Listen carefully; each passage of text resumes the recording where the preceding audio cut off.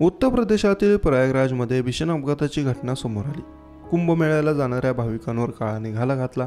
बस आणि बोलेरोच्या धडकेत एकूण 10 भाविकांचा मृत्यू झाला आहे, तर 19 जण जखमी झाले आहेत।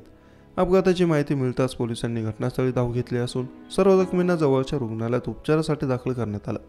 कुंभमेळ्याला जाताना अशा प्रकारे 10 भाविकांचं निधन झाल्याने हळहळ व्यक्त करण्यात येते। मिळालेल्या माहितीनुसार शनिवारी पहाटे 3 वाजता हा अपघात झाला।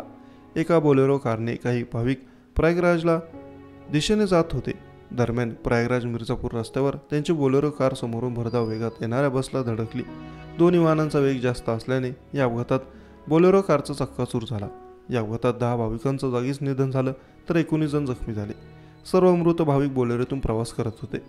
मिळालेल्या माहितीनुसार अपघातग्रस्त बस मध्य प्रदेशची होती आणि बोलेरो गाडी छत्तीसगडची असल्याचं सांगितलं जातं।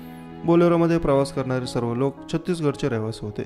छत्तीसगडमधील कोरबा जिल्ह्यातील भाविक संगममध्ये स्नान करण्यासाठी येत होते, पण वाटेतच त्यांच्यावर काळाने घाला घातला। प्रयागराजमधील या अपघाताची मुख्यमंत्री योगी आदित्यनाथ यांनी दखल घेतली। मुख्यमंत्री योगी आदित्यनाथ यांनी मृतांच्या कुटुंबांप्रती शोक व्यक्त केला। मुख्यमंत्र्यांनी अधिकाऱ्यांना तातडीने घटनास्थळी पोहोचून मदत करण्याच्या सूचना दिल्या। जखमींवर योग्य उपचार करण्याच्या सूचनाही मुख्यमंत्र्यांनी प्रशासनाला दिल्या आहेत।